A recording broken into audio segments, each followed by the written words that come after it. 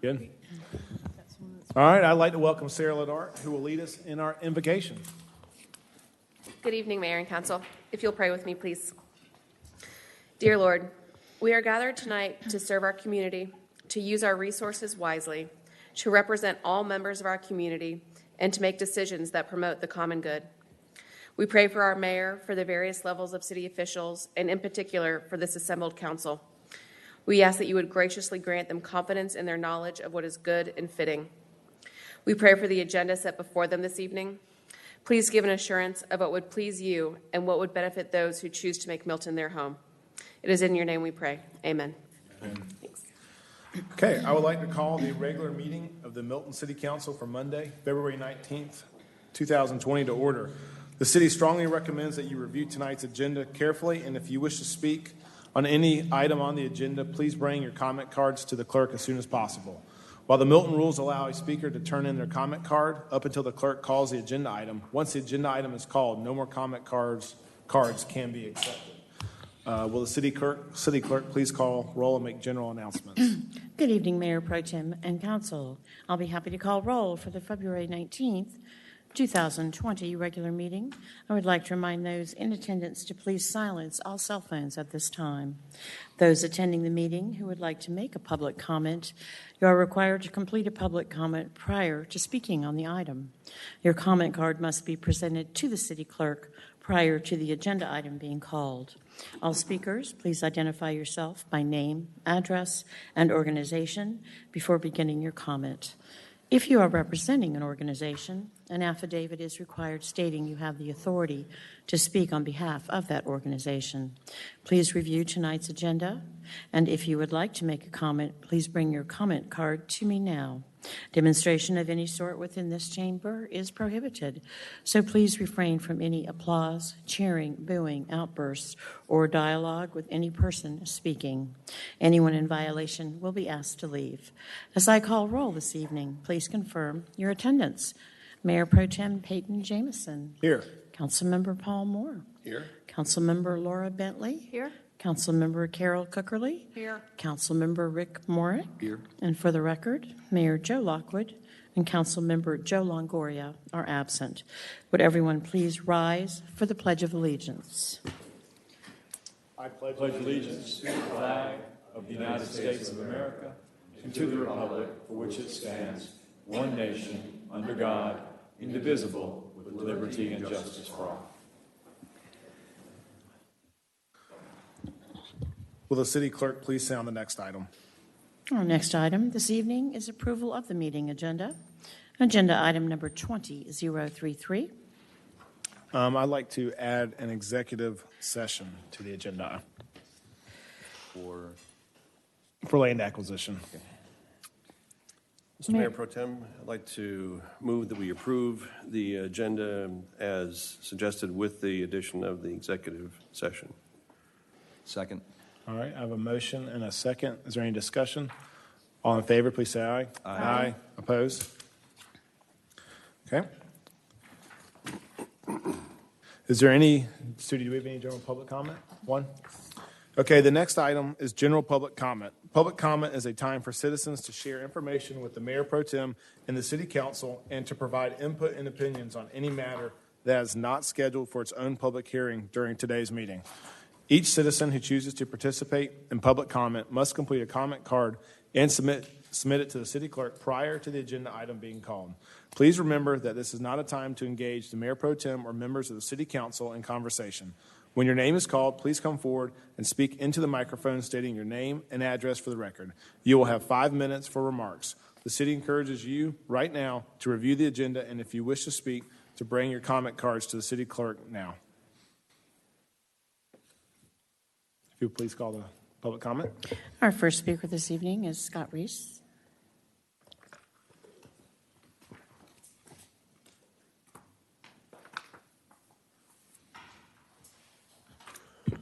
Mr. Mayor Pro Tem, members of the council, I am Scott Reese with Brumbelow Reese & Associates doing business at 13685 Highway 9, Milton, Georgia, 30004. I'm here tonight to speak about a particular ordinance in the city. It's the ordinance that prohibits accessory structures being placed in front of the primary residence on Ag 1 zone property. I think the intent was for 1 acre lots subdivided neighborhoods and not for large estates or farms. Many of these cases that I'm dealing with, the house is 1,000 feet from the road, and sometimes the accessory structures cannot even be seen from the road. But that does not preclude the city from forcing me to go before DRB and the Board of Zoning Appeals and charging a citizen or a potential citizen the time and effort required to obtain a variance to this particular ordinance.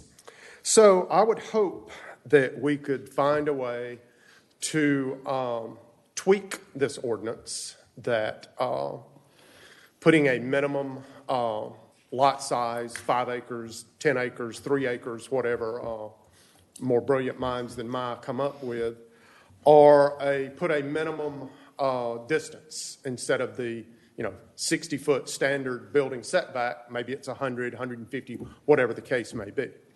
So I would just hope that you could look at this and see that it's kind of a loophole. It's causing, in my opinion, a burden on the larger tract owners, the horse farmers, the farmers in period, that want to put a hay structure or a structure to house a tractor or whatever the case may be, tools. And in the way it's written now, it's only a structure housing livestock. And I just don't get the minutia in that. So I hope you will find time to review and see if we can't work on that. I'm going to go out on a limb and go ahead and thank you in advance for your keen insight and judicial governance, that you'll find a way to amend this without hiring consultants or taking 3 or 4 years to go through this. Thank you so much for your time. Moving on to the consent agenda, will the city clerk please sound the items?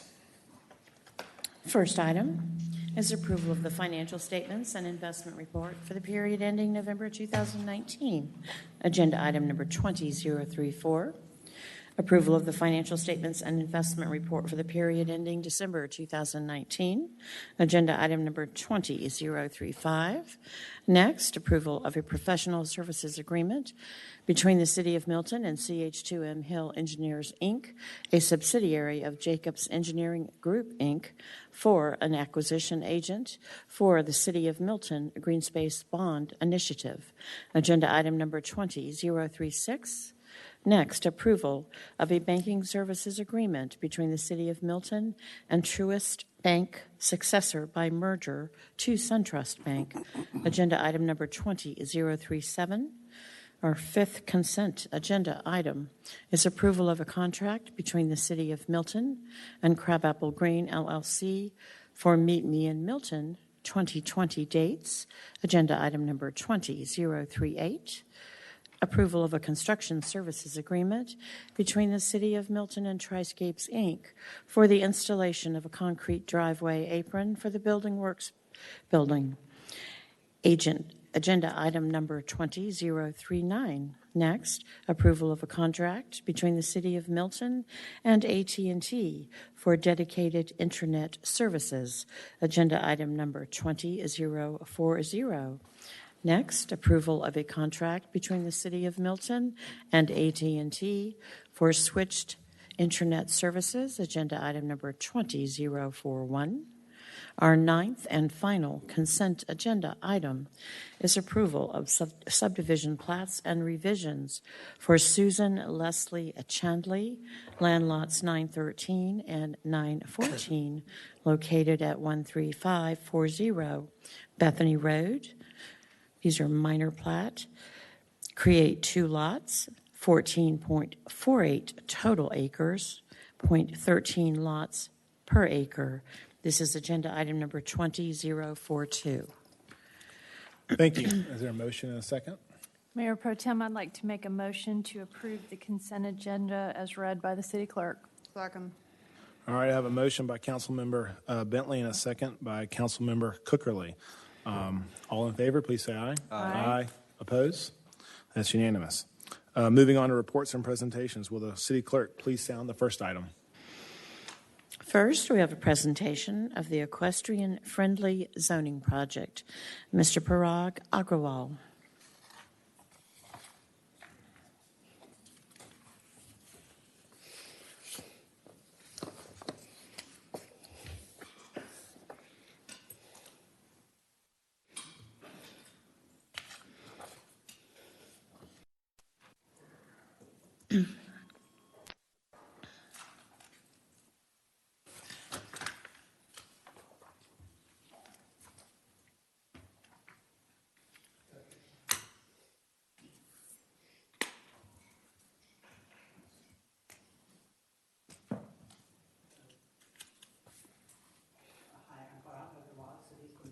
Director. Today I also have with me Michelle McIntosh Ross, our principal planner, and Shubha Jangam, she's a senior planner and is the project manager for this project.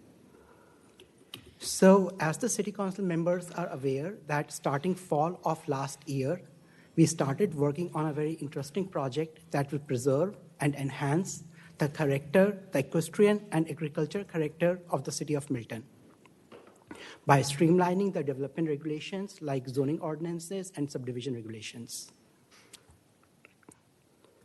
So we came in front of the city council last month and we gave a presentation, and based on the feedback which we received from the city council, we have gone back and we have refined the goals and objectives for this project. So the purpose of today's presentation is just to discuss the goals and objectives of this project. We will not be making any recommendations moving forward. Because based on the conversation which we had last month, we thought that the project scope is getting too wide. So we thought maybe it's better to come back in front of the city council to discuss the goals and objectives. So talking about the problem statement. So why are we even working on this project?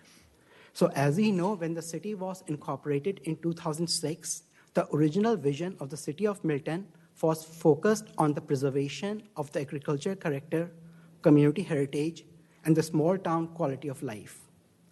If you look at the city's comprehensive plan from 2016, one of the major objectives is the maintenance of the unique agricultural elements, lower density development patterns, equestrian estates, lifestyle and character of the existing community is central to the wishes of many local residents. In the last 10 years, as we know, most of the city, around 85% of the city is zoned as AG1, in which you can have 1 acre lot subdivisions. What we are seeing in the last 10 years, around more than 2,000 single-family permits have been issued. So there's a lot of fragmentation of the land that's taking place, and we think that's going against the objectives of the city's comprehensive plan and the original vision of the city. After this problem statement, if you look at the goals of this project, the goals, again, this is a planning department, so we basically focus on development regulations like the zoning ordinance. So the goal is to identify the zoning and other development tools to preserve and enhance the city's equestrian and agricultural heritage. Like we have a form-based code in the Crabapple and the Deerfield area that's helping to facilitate the development of a new downtown. So maybe we can come up with some new zoning tools that will help to preserve the character of Milton. And the second major goal is, as I just mentioned, a lot of fragmentation of the land is taking place. So the second goal is to minimize fragmentation of the agricultural landscape by streamlining the development regulations. So how do you achieve this? So this is to preserve and enhance is the goal of this project. What we think it can be done in 2 ways. As Mr. Scott Rees just mentioned, we want to preserve the existing farms and equestrian estates. We want to streamline our development regulations so that the existing residents can hold on to their farms and equestrian estates. So number one thing is preservation of the existing farmland. And number second, no matter how many incentives you offer, because of the priorities, because of individual property rights, some development will happen. So if the development is happening and if we are not able to preserve the existing farmlands, we want to encourage larger lots and more equestrian developments in the city of Milton. So again, we want to preserve the existing farmlands, and if something happens, we want to encourage more larger lots and equestrian estates. So based on this, we have come up with these 4 objectives. Number 1 is to streamline the development regulations to keep existing farms functioning in the city of Milton. How we can streamline the regulations so that the existing farms stay in business. Number 2 is basically allow additional uses by right that are compatible with agriculture character to encourage agricultural and equestrian development in the city. So in the last month, we had a good discussion with the city council in which we were basically looking at the various additional uses which can be allowed in the AG1 zones.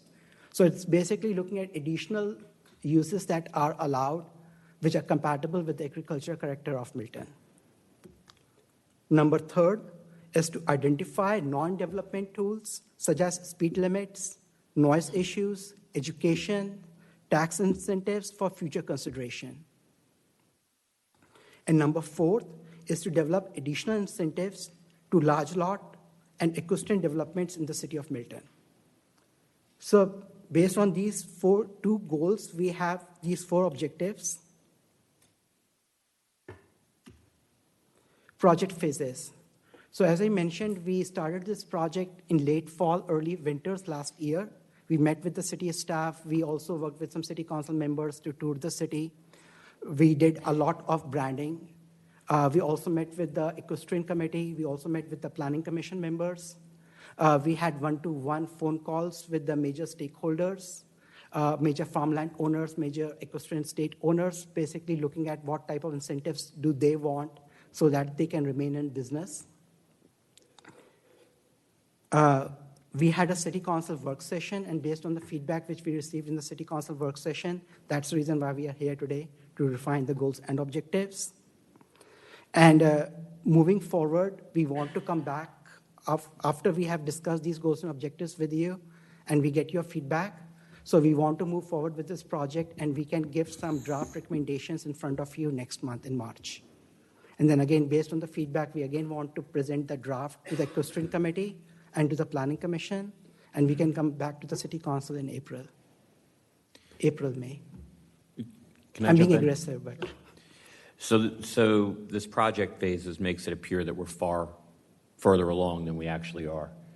What we're trying to achieve is, from tonight's meeting, is some type of consensus from the council on the overall goals and objectives for this new, we're calling it equestrian zoning. We don't know what it's going to be yet.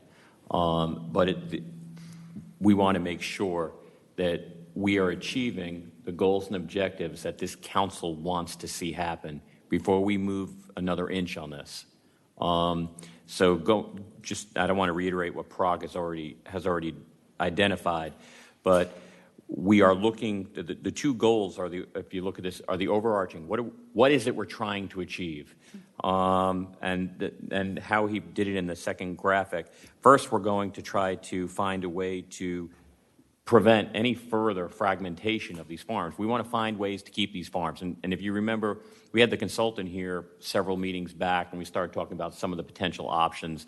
No pun intended, but I think we were putting the cart before the horse. We were talking about different economic incentives, allowing different opportunities to be able to create revenues, maybe some ways to reduce expenses so they're not necessarily incentivized to sell. So the first goal we're going to be looking at through this equestrian zoning, again, if that's what this turns out to be, is going to preserve the existing farms. I think that is what the city most wants to see. They want to see the remaining farms stay. If in any way, shape, or form we can make that happen. If we can't make that happen, if someone is going to sell, then the second if-then, we want to encourage the large lot development. which could include the smaller type of farms, gentleman farms, things along those lines, so we can continue to maintain that heritage. And then the 4 objectives. So this is the what. This is more the how. These are the objectives that we think that if we can achieve these objectives, we can meet those overall goals. So what we're looking for from council tonight is your blessing on these goals and objectives, or additional goals and objectives that you would like to see achieved as a result of this. Because I want to make sure that right from the get-go, even though we've had some very preliminary meetings, we want to make sure that we're on the right path here. Right. So that's what we're looking for from council tonight. Questions, comments? Carol? So in no way do I want this to discourage. I only want to encourage on this path. But let's talk realistically for a minute about why farms stay as farms. And typically, farms stay as farms because there is a central driving force, horse show grounds, the Kentucky Horse Park. Now what's happening in Ocala, Golden Ocala. I was just on the phone today, somebody trying to sell me land around it. I mean, it's exploding. It's a massive new horse show ground. All those properties become very valuable. People don't sell them. You know, developers can't afford them because the horse people want them. So it's a different situation. We are a commuter horse community. We commute out to horse shows. We commute to go ride trails. You know, it's commuter oriented. And the way that we're structured with our roads, with our traffic, with our congestion, that's really not going to change unless we had a commercial enterprise that attracted people. And we really can't replicate that in this day and age because there are horse show facilities. You got to get dates. You got to get all this other stuff. And Laura and I've batted around a little bit. I don't know if there's anything that is fundamentally an attractor that makes sense with the different riding disciplines that are in this market. So we have to look at it from the commuter standpoint. We have Birmingham Park. We can play up some of our assets that other places don't have. And we need to look at those in terms of helping people. But we are missing a fundamental economic driver in a competitive place or a sport horse place that makes a difference. And so I feel your frustration, but we keep saying, you know, we've got to develop additional incentives for large. But the problem is, I'm not sure we're going to find anything that is truly going to ring the bell. And I think we have to be, I mean, other than some sort of huge financial assistance like tax credits for a corporation, which is not feasible and we don't have the latitude to do. I mean, there are certain limitations here. And so it may be more of a marketing approach and how we talk about our and what we highlight and what we do for people who are in a landlocked commuter situation and how we access the property that we do have. And I know that this is more for committee, but we keep talking about this objective, and I don't feel like we're getting there very quickly. And that is a realistic look at it. So if I could just follow up on that statement, is there an objective you'd like to see us achieve? Because that still falls under the original goals that we identified. But if I'm understanding, what you're stating is that part of the draw is going to be some of the amenities that people with horse farms would be able to use. You'd be able to trailer up your horses and go up to Birmingham Park. So if this is, are you recommending that we need to improve Birmingham Park to be able as an amenity? That would be one of them. That needs to happen quickly. I mean, that has taken forever. I mean, that is a no-brainer, and that just seems to take forever. Has the equestrian committee sat down on this issue with you all, and have you been through this with them? We have discussed, as Steve mentioned, it was a very preliminary meeting. So we did discuss this project with them, and some of the things which you are saying, they did come as part of the discussion. And I want to be very clear. I don't want this project moving another inch unless the council has agreed on goals and objectives. Otherwise, we're going to waste time and money. I think the goals are fine. I feel like we could move a lot faster. The equestrian committee, a couple of us, Scott and other people who know the technicalities, you all, I mean, we probably hash this out in a day. It just seems to go on and on and on. So It's not that complicated. I appreciate that. But before we start bringing in all the different stakeholders, I need some framework. And I need that may be a strategy. Maybe marketing is one of the strategies that tuck up under one of these Why objectives. don't we have a work session on it? Can we have a in-city, Yes. equestrian, you all, us, and let's kind of get to this and just knock it out, because I just don't think it's going to be that complicated. All right, Laura? So I support having some sort of anchor draw, which I've always felt Birmingham Park could be that, because we've got Wills Park is being developed and being refurbished and whatnot. So that's a great point. I think that from the equestrian angle, I really feel like the speed limits, doing that study, getting that going, because most of these farms are in our open road neighborhoods, and it's just either road noise or being able to safely get in and out of the driveway with the trailer. It's absolutely miserable. But I do want it and I appreciate the graphic. So when we can't, resell farms and they're going to subdivision, okay, let's just accept that as a reality of what's happening in our community. I do think we need to embrace the I don't know, for me, it's 3 acres or above. So let's just say we're going to go and we want to grab every potential subdivision and motivate them to do 3 acres and above. And those are the things that Mr. Reese mentioned: accessory structures, setbacks.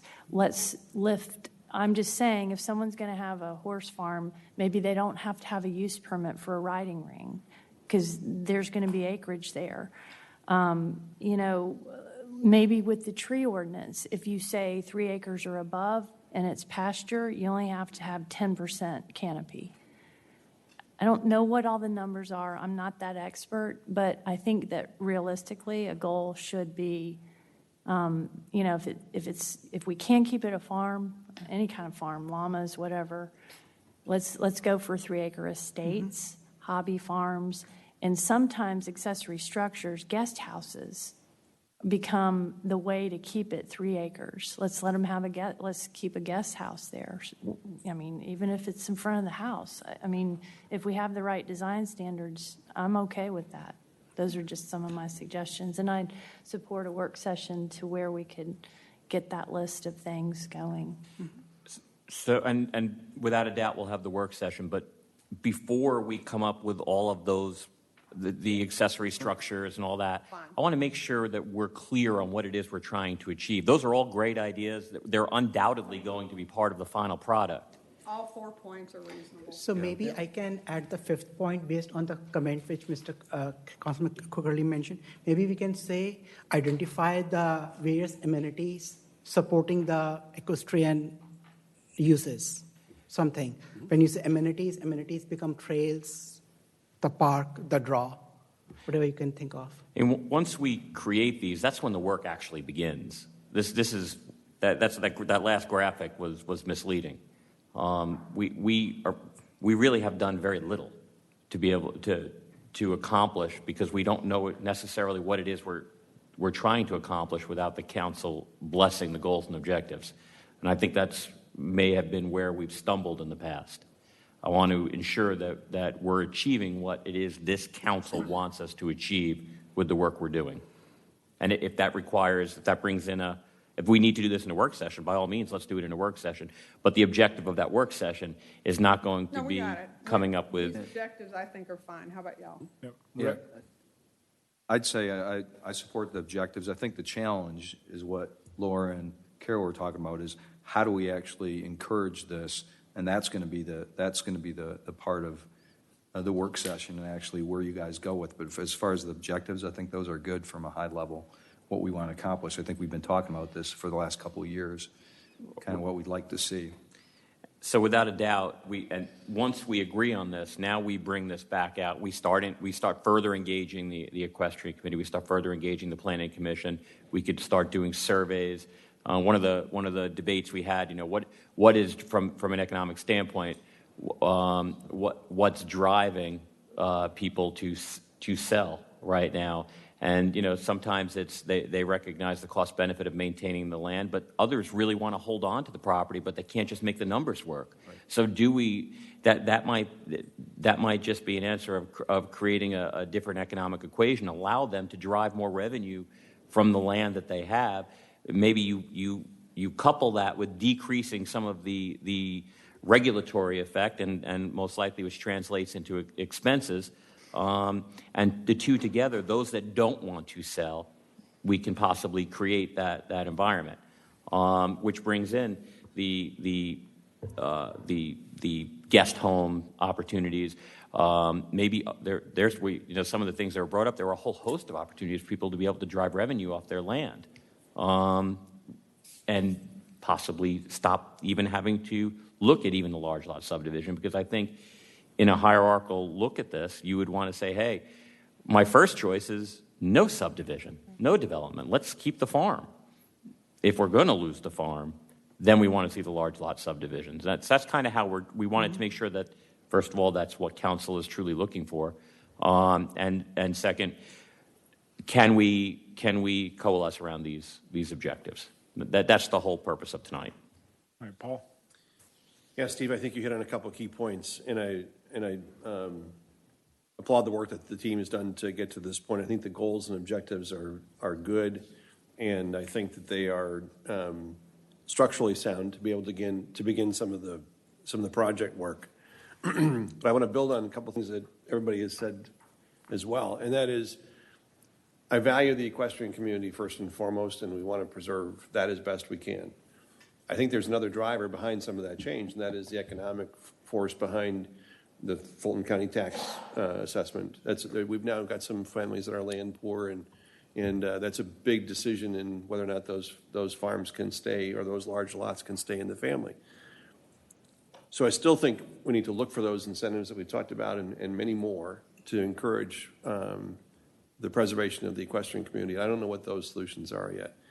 But I think there's another player that needs to come to the table in this discussion. I don't think we talked about it yet, and that's the development community.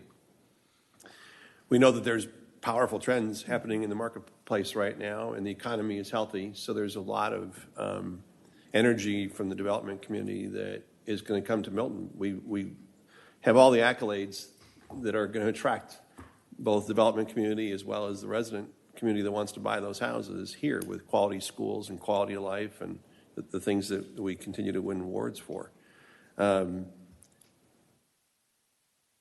So I think we need to make sure we get the development community to the table to say, what is it that's in Milton that we can encourage you to do as the development community to look at, rather than talking about large lot subdivisions?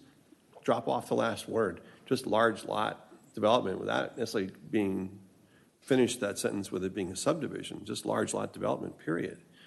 So that you get a different kind of look and feel that's not a cookie cutter where you've got 1 or 2 or 3 or 4 or 5 builders and you've got the end result. I live in one of those, so I'm not complaining about that, but I also believe that there's a value to the one-offs with some of the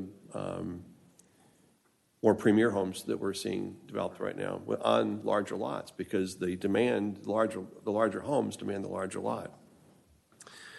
Which brings me to a pet peeve of mine that I've been carrying for a long time. One of the reasons I look forward to having a voice on council, and that is to eventually change a decision that was made by council a number of years ago, and that was the percentage of lot development on each acre. I think we allow too much development on a single acre, that the lot coverage is too big. I don't recall what the percentage is at the moment off the top of my head, but by the time you put a 4,000 or 5,000 or 6,000 square foot home, and you put a pool and an accessory structure and a 3-car garage and a tennis court and whatever, you've used up all the green space on that.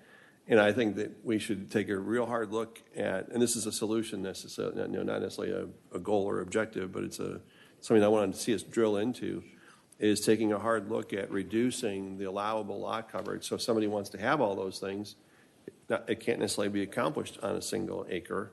That if I want to have all those things, it's a 2-acre minimum or a 2.5-acre minimum to get some of that same coverage that we're allowing today as a by right. So those are my thoughts. Good. I agree with a lot of that, and I guess I agree with the objectives. I think we're on the right path, and this is a priority, and we'll look forward to a future work session. Is that good? Okay. Absolutely. Sounds good. Thank you. Thanks. All right, City Clerk will please stay on the next item. Our next item is a proclamation recognizing Arbor Day 2020. This is being presented by Mayor Pro Tem Peyton Jamison. Thanks, Sudi. So I am honored to read and present the proclamation for Arbor Day. I will read this proclamation. Whereas in 1872, J. Sterling Morton proposed to the Nebraska Board of Agriculture that a special day be set aside for the planting of trees, and whereas this holiday, called Arbor Day, was first observed with the planting of more than 1 million trees in Nebraska, and whereas Arbor Day is now observed throughout the nation and the world, and whereas trees can reduce the erosion of our precious topsoil by wind and water, cut heating and cooling costs, moderate the temperature, clean the air, produce life-giving oxygen, and provide habitat for wildlife, and whereas trees in our city increase property values, enhance the economic vitality of business areas, beautify our community, and are a source of joy and spiritual renewal, and whereas the City of Milton has been recognized as a Tree City USA community each year since 2009, and whereas the City of Milton and our citizens are committed to the stewardship of our natural resources, now therefore we, the Mayor and City Council of the City of Milton, hereby recognize and proclaim for the year 2020, February 21st, as Arbor Day, and urge all citizens to celebrate Arbor Day and to support efforts to protect our trees and woodlands to make Milton an even greater place to live, work, and raise a family. And further, we urge all citizens to plant trees to promote the well-being of future generations. Given under my hand and seal of the City of Milton, Georgia, on this 19th day of February 2020. So I have this proclamation. If city staff, Sandra, Teresa, if anyone wants to come up, we'll take a picture. Can I just Barb? say, I just wanted to say something real quick.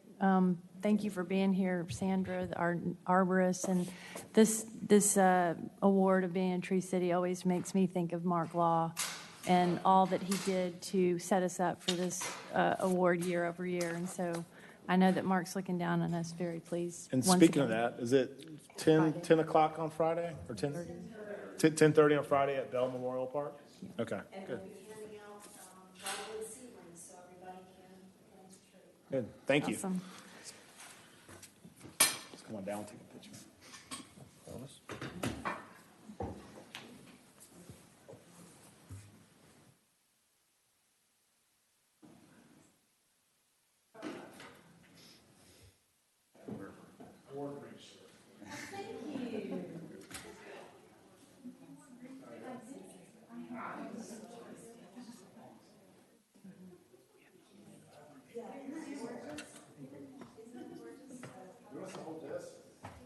Sure. The sign, there's a lot going on.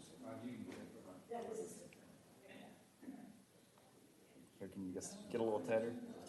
Yeah, I'm going to back up. I'm sorry. Okay. There we go. Everyone's in there.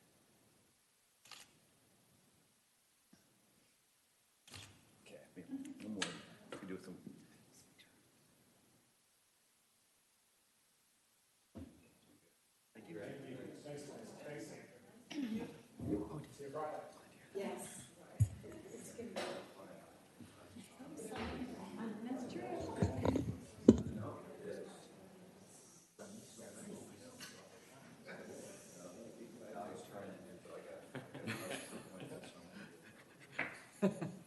Wanted. Since I don't have that pedigree.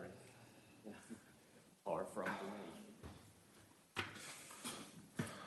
All right, moving on, will the city clerk please sound the final presentation item? This item is presentation of lighting and landscape for Hopewell roundabouts. Mr. Robert Drury.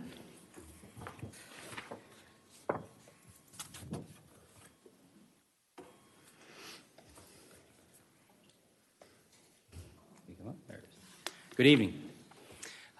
We've prepared a presentation for the lighting and landscaping of the Hopewell Road roundabout, specifically. We're going to look at the roundabouts at roundabout at Hamby and the roundabout at Thompson Road.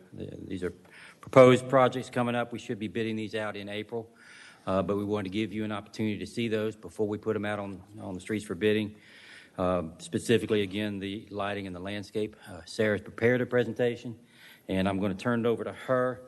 But we are going to talk a little bit about some of the other past roundabout projects, show you those. We're going to show you a little bit of the design guidance that our design engineers use when they design these roads, specifically, again, lighting and landscaping.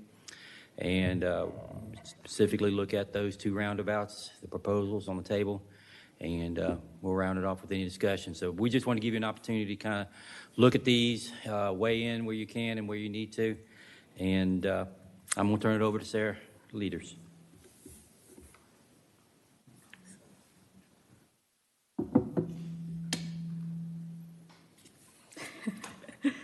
Good evening. Lighting and landscaping are important elements in the operation of roundabouts. We have 7 roundabouts complete to date, 1 that's under construction, like Robert said, 2 that will go to bid in April, 1 that'll bid in the summer, and 2 more that are in design. So lots more coming. And related to all the roundabouts, the city maintains all the landscaping associated with those, even on the state routes. So first of all, the first roundabout constructed, Hopewell at Francis and Cogburn. Let's see if the pointer can work. Okay, the top image is when it was constructed in 2014. We didn't have any supplemental lighting out there, and the landscaping was installed according to a standard detail that DOT provides. The bottom image is what's out there currently. We added a wooden pole on the southeast corner with two floodlights, and then we added floodlights on a power pole on the northwest corner with, again, 2 lights, and did some supplemental plantings, more native type plants in the center island. So with those additional 4 lights that were added, that is costing us about $65 a month in just a rate for that wattage of light.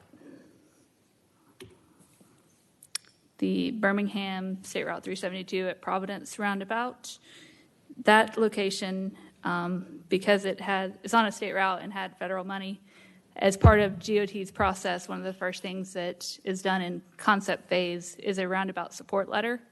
So that commits that the city will provide landscaping and lighting for the roundabout in accordance with DOT standards.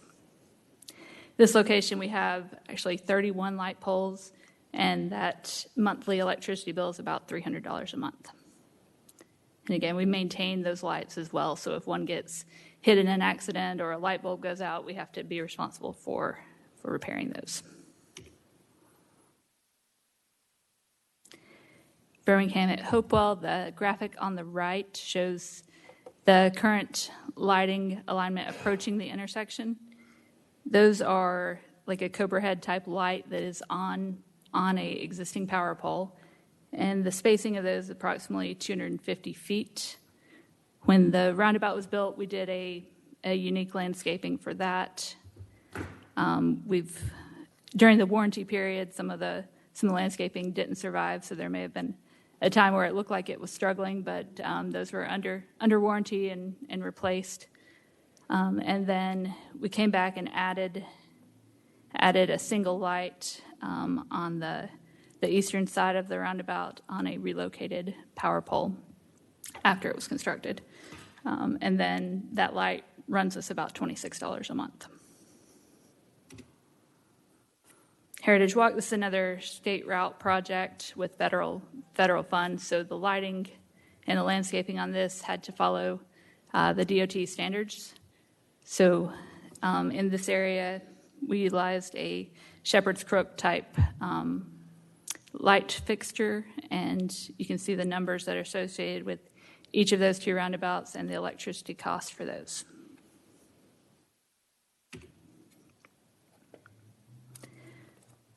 Morris at Webb is so you all know it's an interim project. that will be expanded when the Morris Road widening project comes into construction. So when the roundabout was built, we didn't invest a lot in the lighting or landscaping, knowing that a bigger project was coming. The center island is planned to stay where it is in the ultimate location, but we wanted to look at the area more as we get into design. The light on the left here is the parkway type lighting that currently exists on Morris Road and Deerfield Parkway. And the bottom right graphic shows, again, the existing lights on that Morris Road approach to the intersection.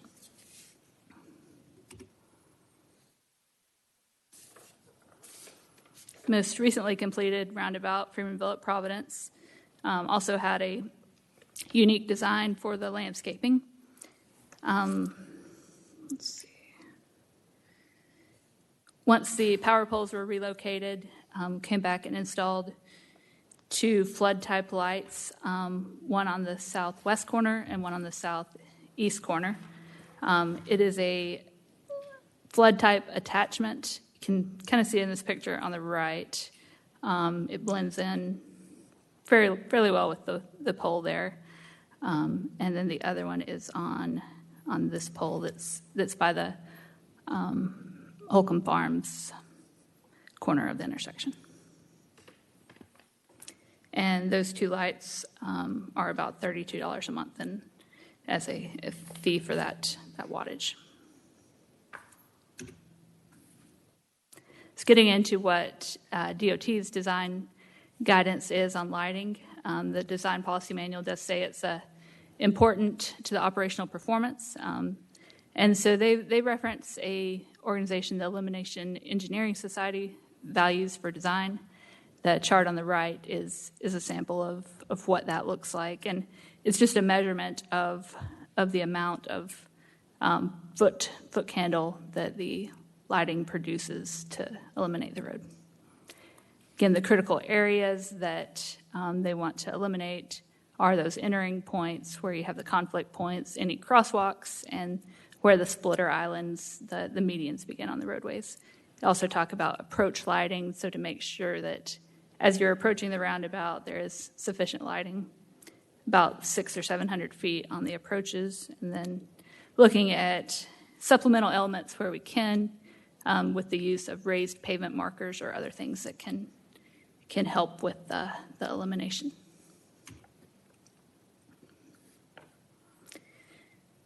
These are the different types of lighting that are available for roadway lighting. Under our ordinance, the roadway lighting is exempt from the requirements of what a subdivision would put in. The goal of this ordinance is to use a cutoff type fixture so that the light projects in a downward direction rather than lighting up the sky. And the forms of lighting that aren't necessarily allowed in the ordinance can still meet that cutoff requirement. There's different lamp types that can be used in these, from LED to the high pressure sodium, and each of these have a different, like I said, foot candle or light footprint that they create. In the overlay districts like the Crabapple area, we did use on Heritage Walk here in front of City Hall the post top pedestrian style light, and then along the roundabouts, this is a roadway Shepherd's Crook type light. The first image, we don't have any of these in the city, but Sonny has this one available. It's called a shoebox type light, and that one particularly comes in LED. So those are more for parkway type lighting. The second image is what exists on Morris and Deerfield. The third image is what we have most frequently. It's just an attachment to the power poles. And then the one that I described at Hopewell Cogburn is the floods that are attached to a wooden pole. And looking at GDOT's standard guidance on landscaping, they do have a standard detail that we've used in several of our roundabouts with shrubs and 3 trees in the middle. The one thing they do like to look at with this grassed area between the truck apron and the plantings is to maintain site visibility of the approaches. And landscaping is important in that it increases the visibility of the roundabout from a distance. If it's landscaped in the center, it stands out more as you're approaching it. Just some information on fixed objects in these center islands. The clear zone isn't necessarily applicable for this type of intersection approach with curb and gutter. You usually don't look at clear zone, you look at lateral offsets. So with both of these designs and all of ours, that grassed area between the truck apron and the landscaping serves as that lateral offset. And for 35 miles an hour, it's 4 feet to trees or shrubs. And typically that grass area is about more like the 8 feet that you would see in a median. And the image on the right is just some research. We found that it's an example of a context approach to landscaping and lighting that you want to look at the approach roads, the speeds on those roads, and then the context, if it's in an urban area, transition area, rural area. And this just to find a roundabout committee, which consists of the designers and then the in-house engineering staff of this particular municipality.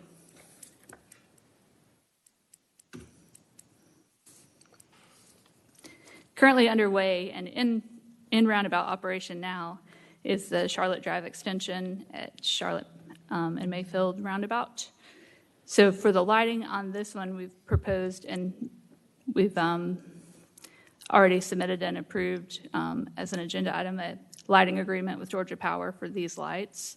We're looking at 12 of the Shepherd's Crook and then 55 pedestrian lights. So that'll be along the new Charlotte Road and then down the existing Charlotte Drive next to the library.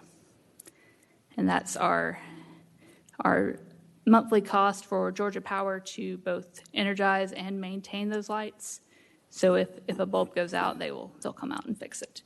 For the landscaping, we're moving towards landscaping the splitter islands, so they're not just solid concrete.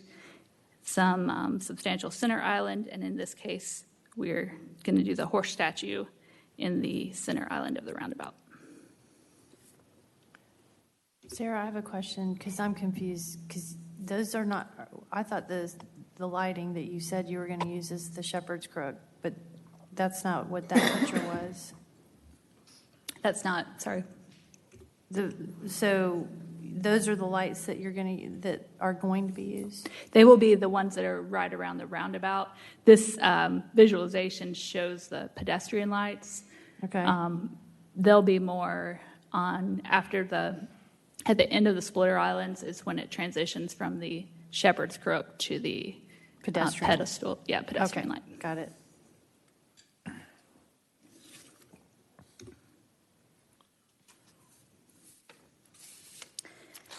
So this is a map. The highlighted areas are the areas we're talking about tonight, Hopewell Hamby and Hopewell Thompson. But this shows other lighting. We have a map this is the Sony EMC's map of the streetlights in the city. You can see they go into subdivisions and along the main roadways on existing power poles. We did look up what our monthly citywide lighting cost is between our 3 power providers, and it's around $35,000 a month for the lighting bills. Another thing with these 2 intersections is the change in operation. So we did weigh that into looking at the design. Currently, Hopewell Road does not stop. It's only side street stop. So making sure it's lit well enough that drivers will be aware of a change in operation. Sarah, quick question. As far as Sony EMC, so they maintain the lights. Do they do any type of check? Because I noticed like along Highway 9, we'll have lights that will be out for months unless somebody calls. Is that something that, as we're paying this amount for the power and maintenance, are they actually ever going to check them occasionally? Or I know like in subdivisions, it's almost up to us to self-report to Sawney for them to come out and actually change lights that are flickering on and off or burn out. What about the main roadways or parkways? Not aware of the program they may have in place for monitoring those. Be familiar with anything, but it's a conversation we can have with them as we're working out this upcoming lighting. Thanks. So then getting into our proposals, first we'll look at Hopewell at Hamby. The picture on this slide shows one of the entrances to the manor with its proximity in location to the manor. We wanted to try to go with a consistent look with what exists there. We are utilizing some medium ornamental rocks similar to what you see at the manor. The plantings will be similar, and we did run this through the manor for their thoughts on the proposal as well. Doing a few trees on the edges of the roadways and some shrubs as well.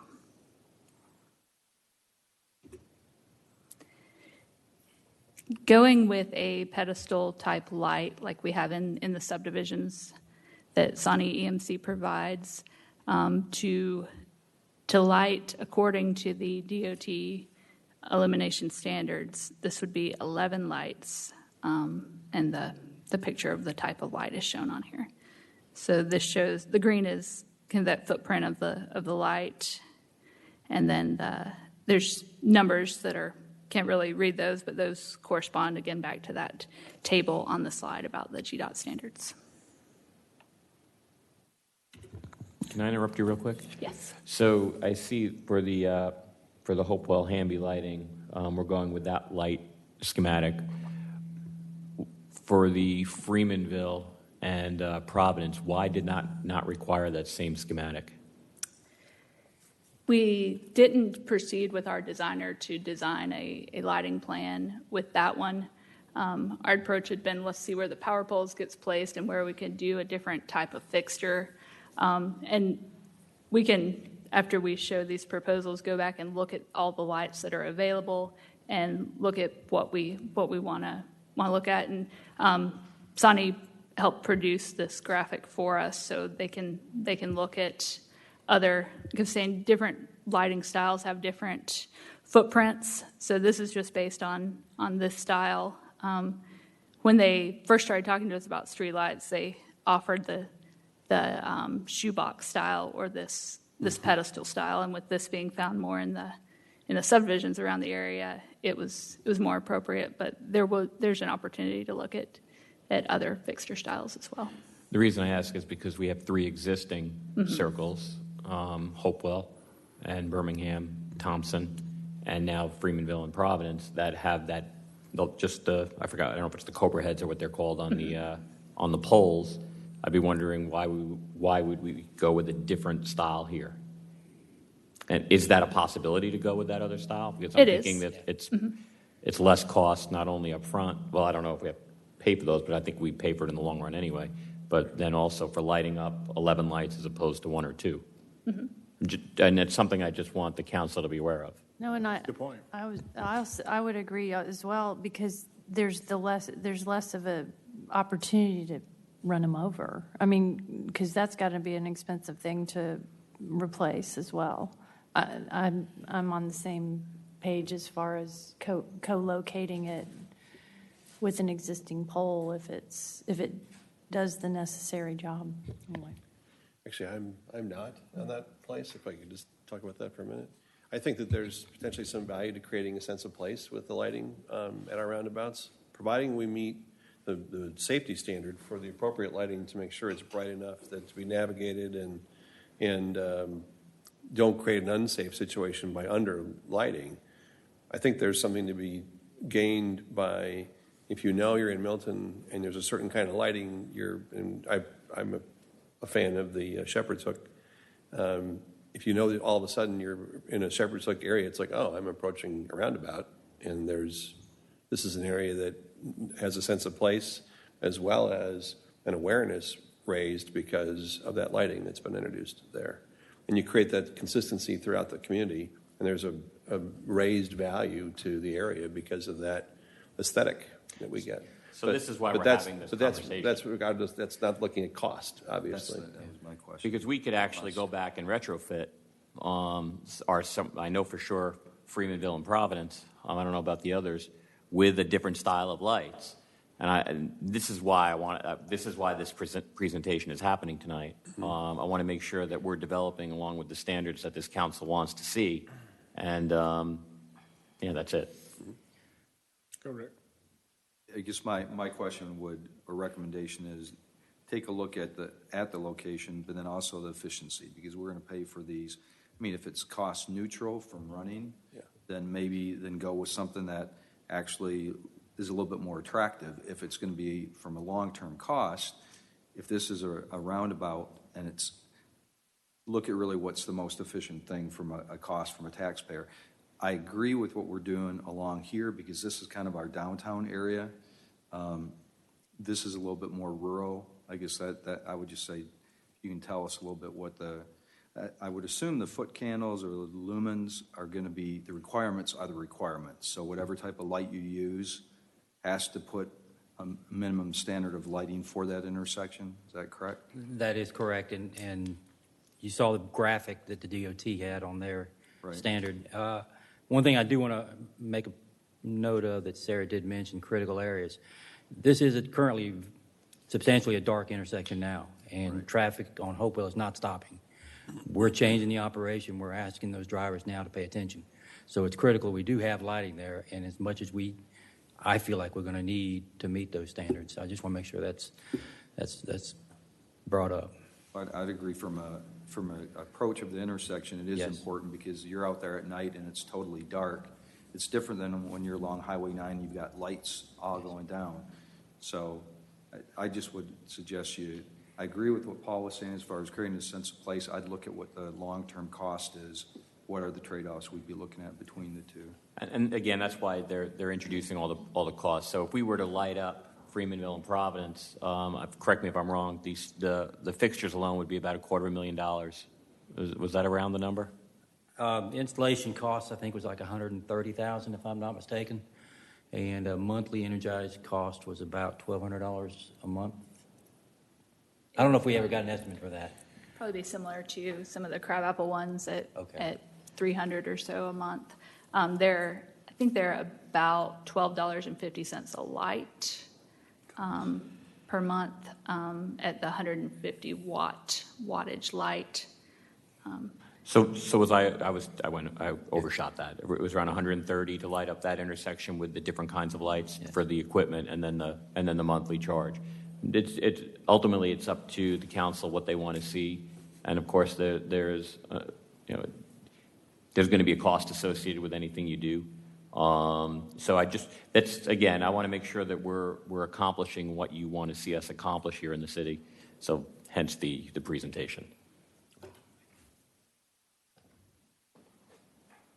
Looking at Thompson, the landscaping proposal looked at what's existing at Bell Park with the horse fence that surrounds it.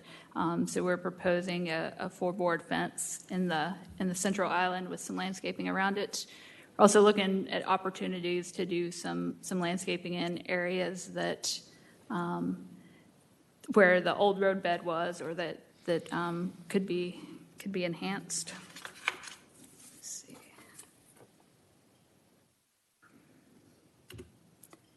And again, looking at if this type of fixture was used and the extent of the limits went to where the road realigns, it would be about 20 lights.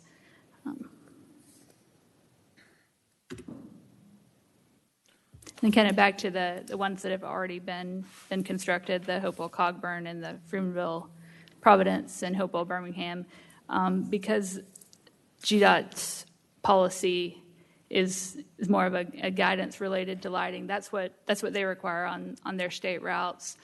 We have not gone through the exercise of looking at the footprint of what the lights we've installed. It's been more of a visual where could we put lights on existing poles that would eliminate the roundabout. So we've not done this full exercise before. So It's been entirely utility driven. Yep. So what do you need from us tonight, Steve? So correct me if I'm wrong. So we're about to introduce a handful of new roundabouts, and the lighting schematics that you've shown tonight are what we're planning on installing, correct? That is correct.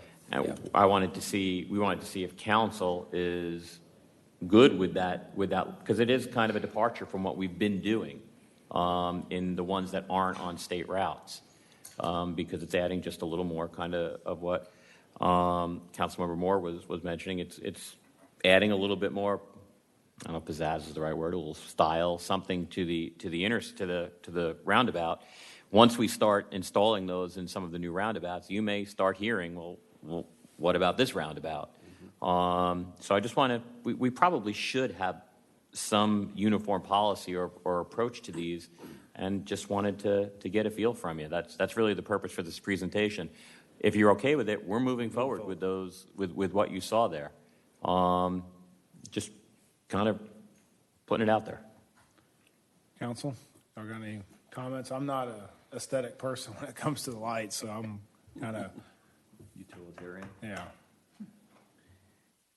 Yeah, I'll go back to what I said before. I think it's an opportunity for us to make a statement, as soft a statement as it is with lighting. It's just, I think that it creates a sense of place. So you're good with what they presented? Well, correct? no. I mean, I'd like to see the shepherd hook become the standard as best it can be, as best as it can be applied without compromising safety. I do also believe that the pedestal light, or whatever you might have called it, is a second choice alternative for me. When I know that there are places that's completely appropriate, and you've already identified many of those. But I think in the more rural area, if we can get, so let me say it differently. So if you've got pedestrian areas where the pedestal light is completely appropriate, city center, Heritage Walk, nearby roundabouts here, completely appropriate to take the light up a little bit for safety, where there's going to be there's going to be more pedestrian walking as well. In the more rural area, if you can get away with a look and feel without something quite as bright, but still produce the safety value, and do that with a shepherd hook, I would like to see that. And get away from the big, bright, high elevation, full floodlights in their entirety. And I'm going to, so do you have any feel for costs on the shepherd hook? Because I'm just guessing it's more stylish and it's more expensive. the energizing cost, it's going to be, the wattage will determine the energy cost, the longer term. Yeah. As far as the fixture, yes, it would be, I pulled up the graphic again with all the different options available. The flood type light, those have no installation fee. They just put them up on a pole. If we have to install a timber pole to put those on, it's a one-time, usually like $500 to put up the pole. But the energy cost is the same for those versus a decorative.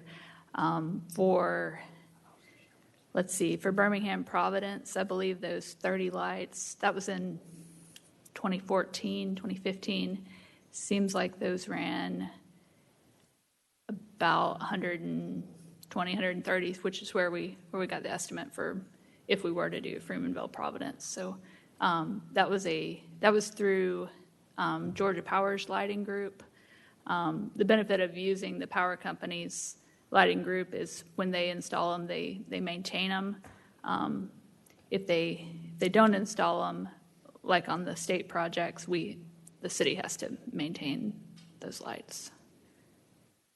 So it's really between the last two. the two on the right. Yeah. Okay. Cost between two of them. So I wish my wife was. I don't think you decide one or the other. There's a potential application for both, the way I was describing it. Rick, what do you think? I'd just be, I'd be interested to see what's the cost. I mean, what's the cost differential if you did one versus the other. I'm for especially as we look at new roundabouts that are going, we're going to have Birmingham and Freemanville. I mean, there's different ones that we're going to be looking at. So making a decision now, I think makes sense, but I'd like to understand a little bit more about the cost. What's the cost differential both for the wattage as well as the number of lights and the style of light? That would be something I'd be interested in seeing. Well, really quick, I mean, if money isn't an option, which one would we prefer? I mean, is there a style that we prefer? You're a shepherd hook guy? I'm a shepherd hook guy. Or Well, what are you? shepherd hook where appropriate, and then supplemented by the pedestal. How about you, Laura?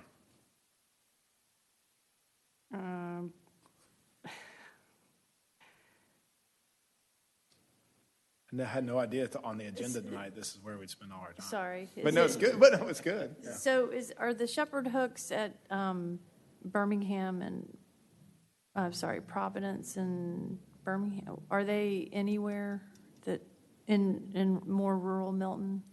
They're at Birmingham at Providence. Okay, all right, okay. and then- They're already there, so Yeah, I'm okay. good with it. Carol? Yeah, I'm fine.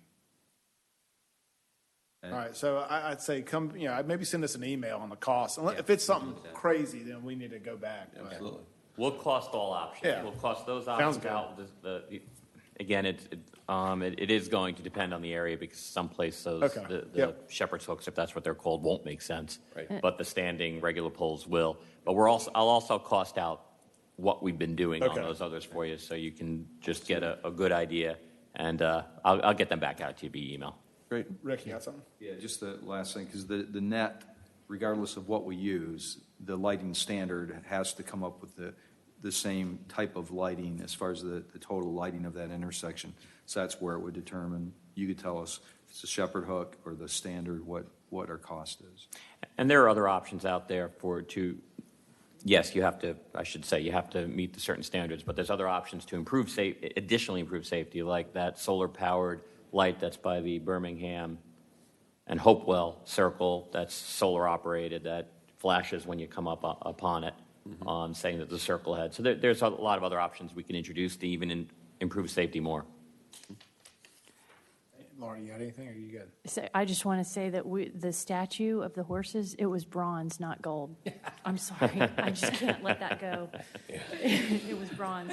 We are not gold. expecting delivery of the horse in the next 2 weeks. Is It's that what I heard? bronze, right? It's not gold. No, that's just that's just a Okay. concept. Because that gold is really loud. No, just concept. Okay. Sorry. Thank you for your guidance. I appreciate that very much. Thank you. Thank you. All right, next is first presentation. Will the city clerk please sound those items? First item is consideration of ZM 2002, PC 2002 at 15260 Hopewell Road by Chris Sedgwick, to revise conditions 2A, 3A, 3G, and to request to delete conditions 3B and 3C, H, historic, RZ 1215, to construct additional parking on the site. Concurrent variance to section 642455 to allow application for a certificate of appropriateness to be considered by the Design Review Board instead of the Historic Preservation Commission. Agenda item number 20043. Next is consideration of RZ 2001 definitions. Agenda item number 20044. Consideration of RZ 2002, section 64395, uses prohibited in all districts. Agenda item number 20045. Next is consideration of RZ 2003, section 64752.1, mixed use district permitted uses. Agenda item number 20046. Next, consideration of RZ 20-04, section 64775.1, section 64775.2, permitted and accessory uses in C1, Community Business District. Agenda item number 20047. Consideration of RZ 20-05, section 64798.1, section 64798.2, permitted and accessory uses in C2 Community Business District.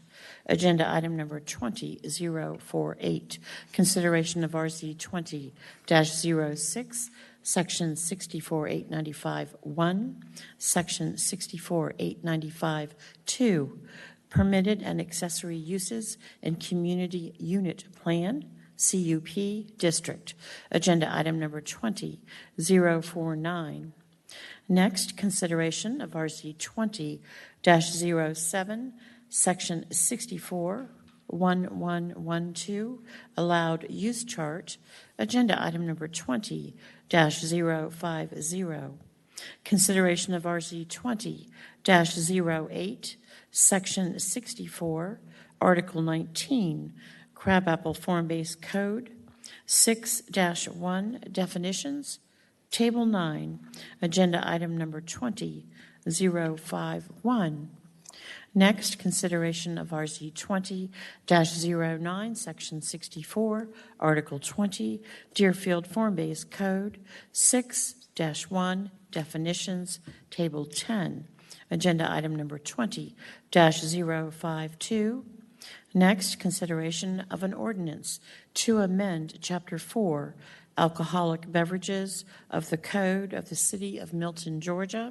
Agenda item number 20-053. Our 12th and final first presentation item is consideration of an ordinance to amend Appendix A, Section 4-52, related to Chapter 4, Alcoholic Beverages of the Code of the City of Milton, Georgia. Agenda item 20-054. Thank you. Is there a motion and a second? Mayor Pro Tem, I'd like to make a motion to accept the first presentation items as read. Second. All right, I have a motion from Councilmember Bentley and a second from Councilmember Morrig to approve the first presentation items. All in favor, please say aye. Aye. Opposed? Okay. That was unanimous. There are no items under the public hearing, the zoning agenda, or unfinished business. Moving on to new business, will the city clerk please sound the first item? First item is consideration of a land acquisition agreement for purchase of realty between the City of Milton and GFL IRB LLC, a Delaware limited liability company, and Douglas R. Coe, an individual, for Fulton Tax, parcel number 22-462-009-610-557 at 13502 Providence Road, approximately 15.853 acres, for a purchase price of $72,500 per acre. Agenda item number 20-055. Mr. Ken Gerard. Mayor Pro Tem. Mayor Pro Tem and fellow members of council, I will remain recused on this issue based on my proximity of my property to this property under discussion. Thank you.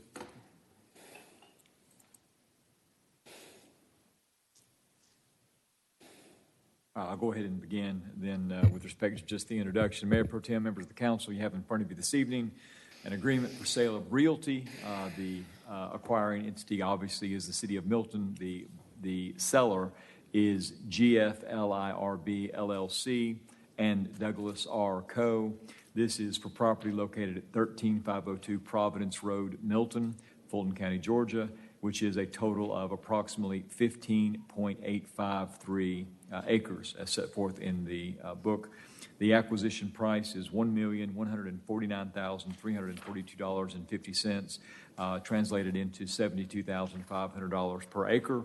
Those are the material terms of the agreement, which state law requires us to articulate in the open session prior to any final and binding ratification of the agreement. This contract is fairly standard. You all have seen these variety of contracts before. This is the standard contract that my office prepares. There is an 80-day due diligence. The earnest money is a little richer than we typically do. It's $50,000. Most time we do 10, but the refundability remains the same. So it's simply another manifestation of our seriousness. But if we, in fact, walk away from the contract, we would still get it back. There is a closing that is anticipated to occur 10 days following the conclusion of due diligence. Don't know that due diligence will take 80 days. We obviously can close earlier, but that's the end when we would have the opportunity to close. Otherwise, it's just what you've seen before, the right of entry, the ability to terminate during due diligence. Let me confirm that very quickly. I just want to make sure that we can terminate during due diligence for any reason. Yeah, with or without cause, which is what we want, and we have the right there, of course. The final thing, the only other thing I wanted to mention to you that's the least bit curious about this one is I think the seller wanted there to be some eminent domain language in there, and I have put the eminent domain language that I am comfortable with. And the eminent domain language that I'm comfortable with is that it is being purchased by an entity with the power of eminent domain. That is legally accurate, and that's as far as I was prepared to go, but that's it. Mayor Pro Tem, that's my presentation on the agreement. It is up for your approval, but I know there's going to be a further discussion on it. All right. Anybody have any, or Tracy, have a presentation? Let's do it. Yeah. To hear it. So this is a map that shows the green space acquisitions the city's made up to this point. There's, as you know, because you've all lived through them, there's 7. The first one being the former Milton Country Club. And at this point, I'm really only speaking about green space. So there was 130 acres there. And then there was the purchase, 106 acres at Lackey Road.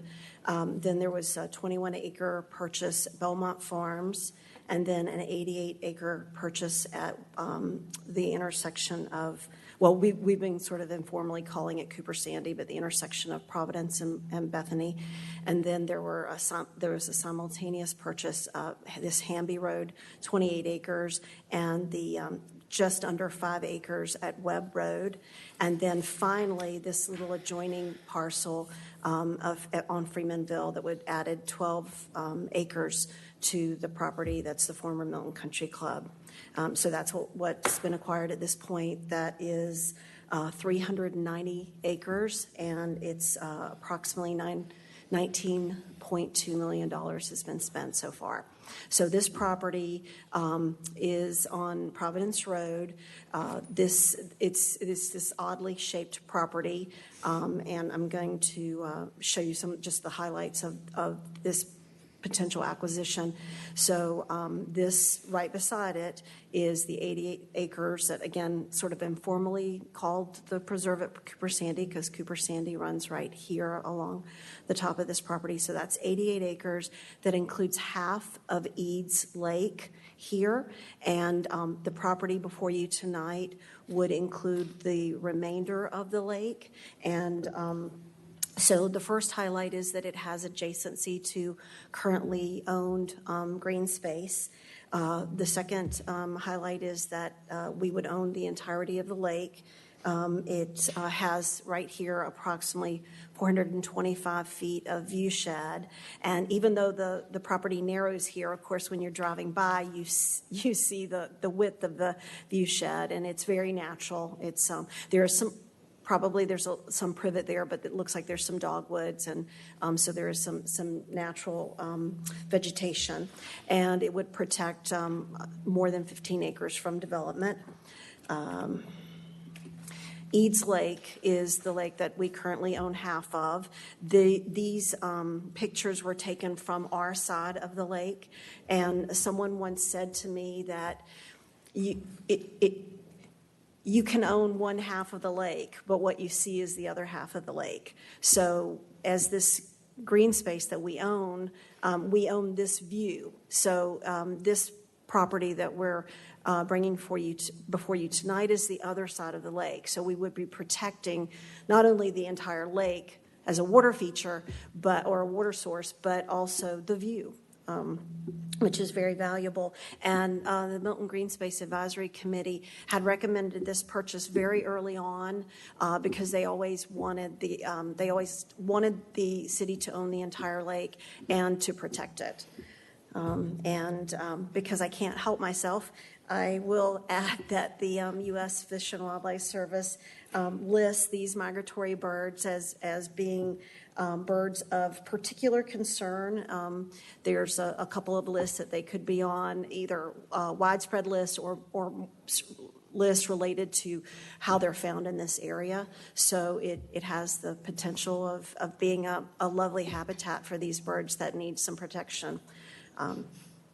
So that's, you have any questions for me? Or? Thank you. Any questions for staff? Okay.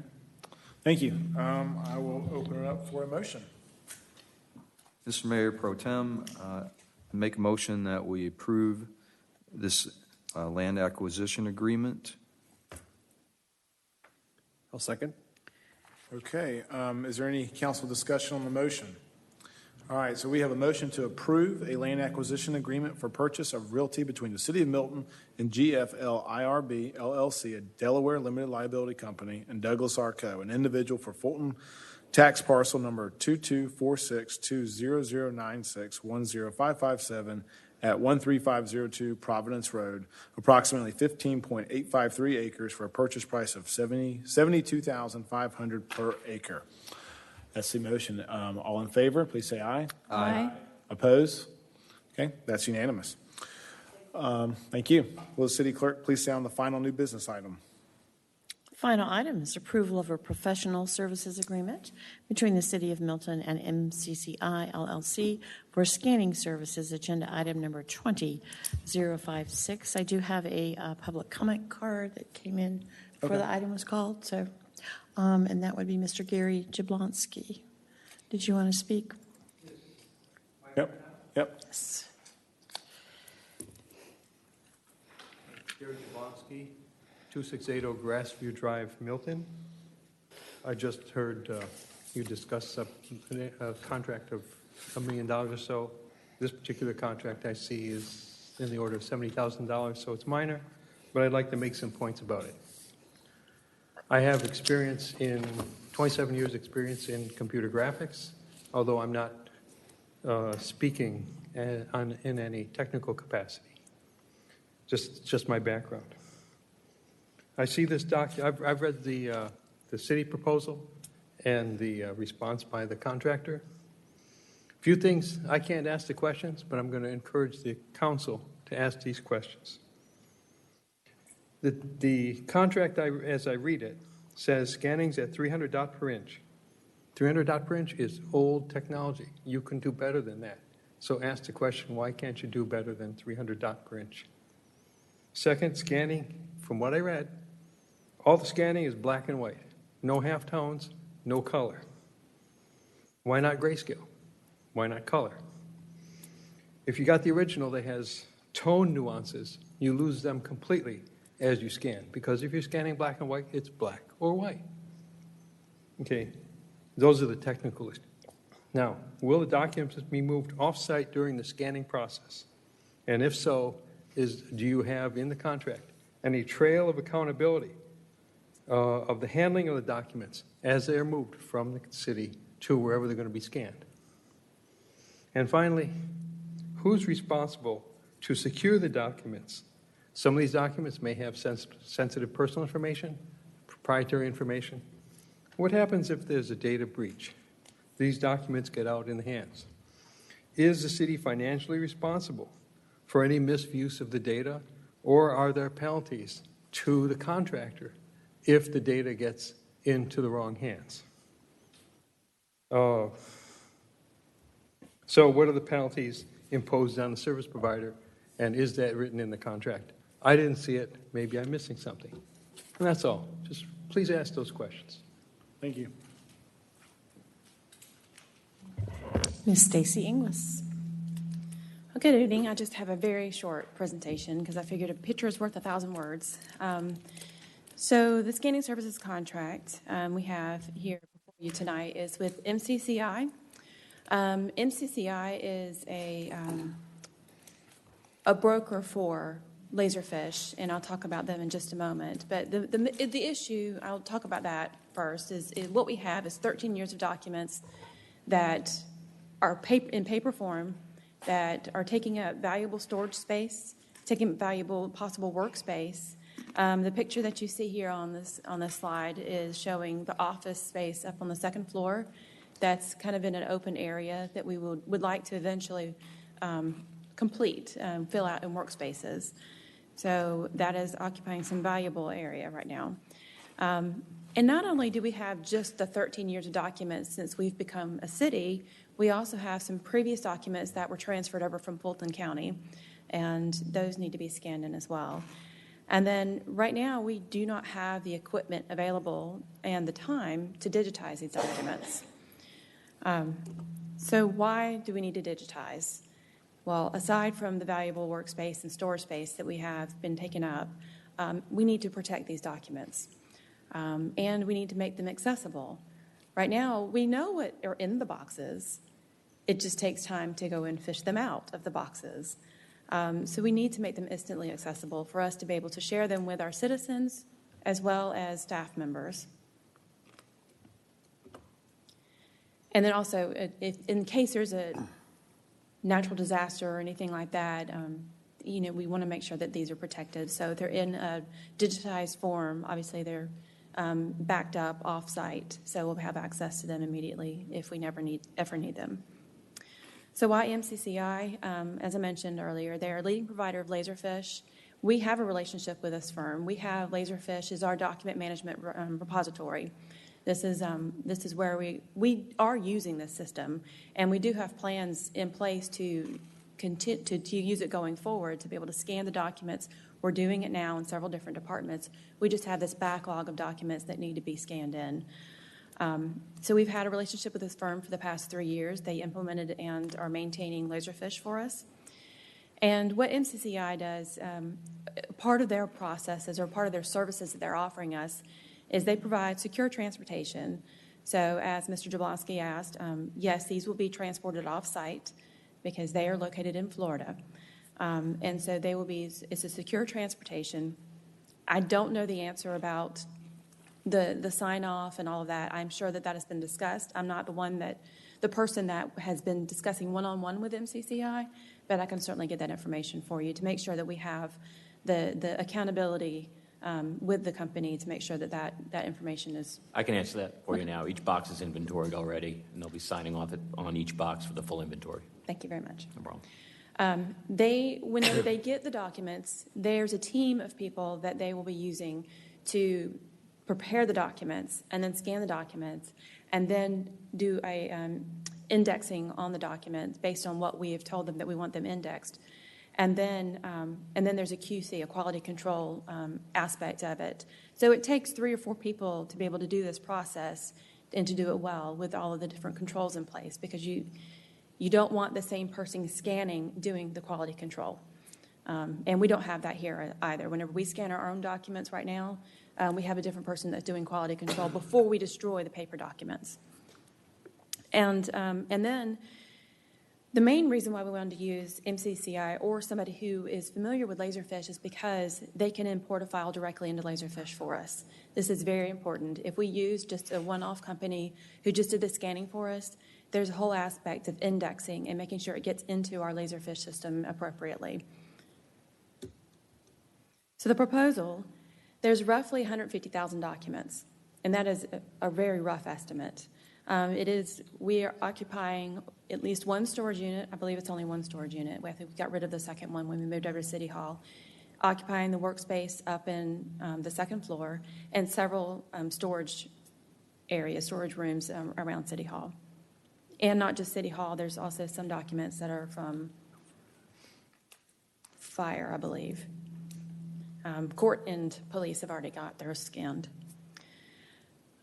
It'll take teams of 3 or 4 people each and be about 2 to 4 months of scanning to get the project done. Once the project is done, they will turn the files over to the City of Milton, at least the digitized file.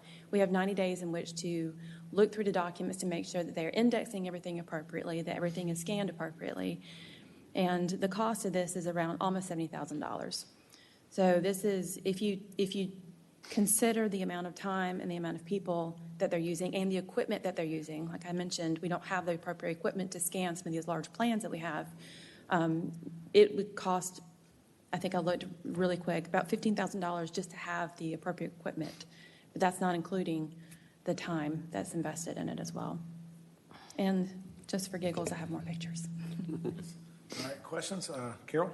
No, I was Oh, you're going to good? make a Okay, motion Rick? if you're ready. Quick question. So then this, by doing this, this is going to save us transferring the data over to our storage facility. I think we said we're going to have that down in the basement of one of our public safety area, or is that only the court documents that would be stored there? These documents are going to be destroyed. Right. So we're saving on future storage costs. Oh, once we do tremendously. this. Right now, we're paying for offsite storage as well. But the real issue here is that we don't have access to this, and neither does the public. Right. Once we get this information in a digital format, we can make this accessible to people. You know, it should be able to, especially with Laserfish, we should be able to reduce the amount of open records requests because people will be able to just access this data through a public portal, and we can reduce that. So we're going to reduce costs along with storage, also associated with personnel costs related to open records requests. And this is the people's data, so we want to make sure we get it out. Information, we want to get it out to them. All right, anything else? Yeah, just Steve's here pointing about it being destroyed. Who actually who destroys the paper? MCCI will destroy it for us. And that's a part of the cost that's already in this quote. And just one more question. Mr. Jablonski raised the question about the grayscale and other is what they're providing to us today the industry standard? And Yes, is there any it is. value to a grayscale to be considered? If there's is it a service that they may offer that we haven't asked about? I'll ask that question.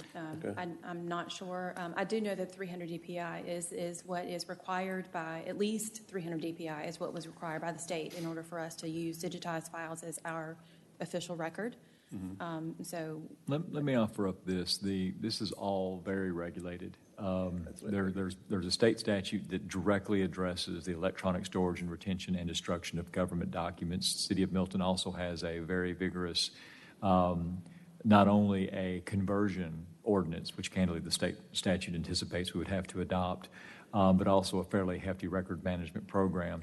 The state statute anticipates that when you convert a public record to a digitized format, the key is it has to accurately depict the record that it is replacing, because the state statute anticipates that typically what most governments do is exactly what is being proposed. They digitize them, make them more accessible, and then they destroy them, because that is a double win for the taxpayers. It saves space, it saves resources, and the digitized document has a much longer shelf life than the paper document. So I'm not sure what was driving the 300, whether that's the best practice, but the reality is this is a consulting firm that knows what they're doing in this environment. And as long as the actual digitized document accurately reflects the original, I'm good. Excellent. All right. Laura? I'm good also, especially since we've already used them. But my question is, how do we avoid the backlog going forward? Very good question. We are having processes in place. I know a lot of these files are community development files. So one of the things that we're going to start requiring once we get a new system in place, we have a City View that's coming in place, that's being implemented now, is digital blueprints. That's a large part of what we're having to keep right now, or the plans. And so if we can get them digital to us, submitted to us, then we won't have to have the equipment necessary in order to scan these. Plus, you authorized the hiring of a part-time individual. Santino is one of our newest acquisitions. He has fit in nicely, and there are some things that just can't enter the system digitally, and he's taking care of that for us, doing a great job. Thank you. All right, thanks. All right, is there a motion and a second? Mr. Pro Tem, I'd like to make a motion that we approve this professional services agreement, agenda item number 20-0056. Second. All right. Is there any council discussion? I have a motion from Councilmember Cookerly and a second from Councilmember Bentley to approve a professional service agreement between the City of Milton and MCCI LLC for scanning services. All in favor, please say aye. Aye. Opposed? That's unanimous. Council reports. Laura? Just quickly wanted to ask for an update from Mr. Gerard on the short-term rentals. I know that it's getting momentum, and the momentum seems to be to have our local control lifted, and so that's a concern to me, and I just wanted to make sure the council was aware of where that was going. Thank you, Councilmember Bentley. Right. So the update that I have for you is obviously we're in session right now. So candidly, the speed at which a bill can be presented and then can make its way to some form of a committee can be very rapid. So the latest intel I have is the current permutation of what I'm calling the short-term rental preemption bill is HB 523. That's at least the last version that I have. And the language, in fact, was provided to me, and it says this: an ordinance, resolution, regulation, or code of local government authority of a county, city, or consolidated government may regulate activities that arise when property is used as a short-term rental. So that's the first. It's a grant. May regulate activities that arise when property is used as a short-term rental if such ordinance, resolution, regulation, or code does not prohibit the use of property as a short-term rental or long-term rental, does not require the registration of residential rental property, and applies uniformly to all residences without regard to whether such property are used as short-term rentals, long-term rentals, or not rented at all. I don't believe that is the final manifestation of that bill that will actually make it to a vote, if in fact it even makes it to a vote. I will tell you, I believe that that paragraph is remarkable in its breadth, because what that says is that we can regulate a use within the confines of the city of Milton from a land use perspective, but we can't prohibit it. That's remarkable to me, because the whole basis of Euclidean zoning is the ability to put different uses in different areas of a jurisdiction. That has been the context within which zoning has been applied for decades. Now, to be fair, we've been sort of walking away from Euclidean zoning in America into more maybe of a form-based code or mixed use, but still, the underlying notion of zoning is the ability to keep uses in districts separate. You don't want the livestock pen next to the commercial property, next to the home, next to the church, next to whatever it may be, but you understand. My only point, the thing about this bill that concerns me is if this is true, that the General Assembly can in fact tell you as a local government that you do not have the right to prohibit a particular use in a particular district, then where does it stop? Right. It's not just short-term rental. That could easily just as easily say a commercial building cannot be prohibited, or an office complex, or anything else. Right now it's short-term rental. And so I am concerned as to the constitutionality of that. Sometimes this is easy to forget, but a city and county have their zoning power not as a grant of power from the General Assembly. We have our zoning power as a grant of power from the people by the way of the Constitution. So this is not a delegated or conferred power.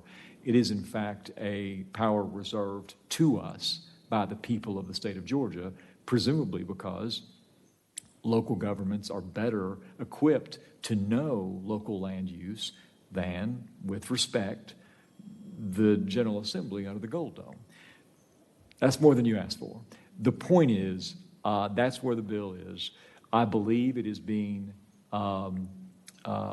negotiated, and I'm sure GMA is negotiating this hard. I am sure that they are as concerned about this bill as I am. ACCG, on behalf of the counties, is likewise doing the same. But I also believe that if you want the city of Milton's voice to be heard on this, you might want to give some direction. Okay. So that would be my suggestion, is that we get a resolution down to the General Assembly and our representatives, so that I may know someone that has one that you can use. I appreciate you bringing that up, Laura. Just like the other resolution that we did to oppose the other architectural House bill design criteria for local, to preserve local control. I'm fully supportive of actually saying let's do it at our next meeting, bring one forward that we can actually vote on and get it down to the State House. Is there when we have bills like this, is there a similar Senate bill that we need to include in that, or just by opposing or doing a resolution to oppose a House bill, does that kind of encompass anything There that may goes be. over the I'm Senate? not aware of the SB counterpart right now, but if there is one, I'll find it and put it in a resolution. When is crossover? It's a good question. I'm not exactly sure. It's got to be close. I would think so. Be very What's close. the resolution y'all are wanting the city to? To oppose this House bill. Just oppose that as far as the resolution isn't for us to prohibit the use, correct? My understanding would be the resolution would be to ask the General Assembly to not adopt any preemption of short-term rental regulation at the local level. Sounds good. Okay. Anybody? That's all I need. I understand Okay, what you good. want. Thank you. Any other council reports? All right, moving on to staff reports. Community development?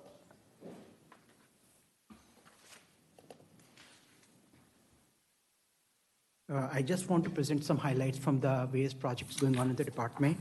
We have already discussed this, the Arbor Day. The city of Milton will be celebrating the Arbor Day at the Bell Memorial Park on February 21st, that's on Friday at 10:30. The final Trails Advisory Committee meeting and the open house to discuss the Trail Master Plan has been scheduled for Tuesday, that's February 25th. We will be having an open house for the general public at 5:30 p.m. in this hall, in this building. The staff will be available to discuss the Trail Master Plan with the public and to get their feedback. Just following the open house, we will be having a final Trail Advisory Committee meeting. And based on the feedback which we receive, we will be coming in front of the City Council, hopefully in March, as part of the work session to present you the draft of the Trail Master Plan. Comprehensive plan kickoff. The city is moving forward with the city's comprehensive plan update project. So the project RFPs are due tomorrow. The contract process takes generally a month. So we are planning to have a small event of a plan kickoff sometime in early April. We will be coming in front of you to have, for the CPAC members, we will be writing your email sometime tomorrow requesting a CPAC members. Smart Communities Challenge Grant event. As we know, the city of Milton is one of the 4 communities that received the Smart Communities Challenge Grant. And we are working with the State Department of Community Affairs and Georgia Tech professors and the various schools in Crabapple to develop an app that will encourage walkability in Crabapple area. As part of this grant requirement, every city has to schedule an event to showcase the work that's taking place. So our event has been scheduled for April 27th.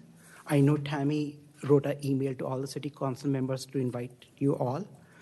In this event, the state folks will be here, the professors from Georgia Tech will be here, and the communities that received this Georgia Tech grant, they will also be here. So it will be this event will be starting at 11 o'clock in the morning and will be going till 5. So initially there will be a networking event, then there will be lunch. So we would request you, again, you cannot, if you want, you can stay for the whole day, but still if you can come for the first couple of hours, that will be great. Parag, that was April 27th? Yes, sir, April 27th. What time did you say the meeting was? It will be starting at 11 o'clock. 11 o'clock. Yes. For like 2 hours? Yes. Septic tank workshop. The city scheduled a septic tank workshop on January 29th, along with the Fulton County and the city of Alpharetta. This workshop was attended by more than 50 residents. And we are also planning to schedule, again, last year we scheduled a CUVA workshop that was very well attended. So we are planning to schedule a second CUVA workshop sometime in spring of this year. The last item which I have is this Ebenezer United Methodist Church. So our office has been working on a special use permit for event facility as part of this church. This application will be going in front of the Planning Commission on February 26th. The staff met with the applicants yesterday, and they will be revising the site plan. So most likely this application will be deferred at the Planning Commission, and it will again, there will be some lag to come in front of the City Council. That's all from me. Any questions? All right, any questions for Parag? Okay, thank you. Thank you. All right, so we are not having IT tonight, and we will have a motion to adjourn to executive session. So moved.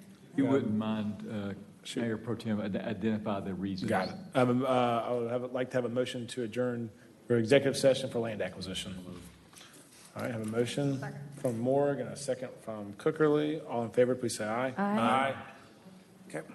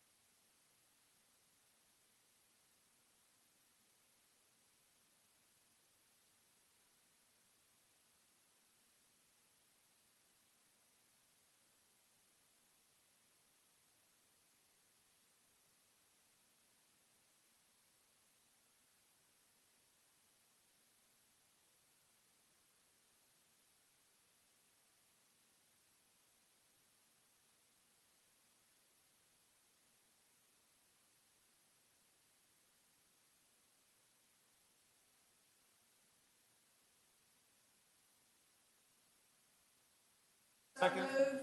All right, all in favor, please say aye. Aye. Motion to adjourn. Say aye. All right, all in favor, please say aye. Aye. Opposed? That's it. Hey, Ken. Moved, we're out of here. What time is it? Proclamation, there you go. Are you surprised how late See ya. So far. it is? See you, have a good night. See ya. Steve, why It's did you make this freezing. meeting go so long?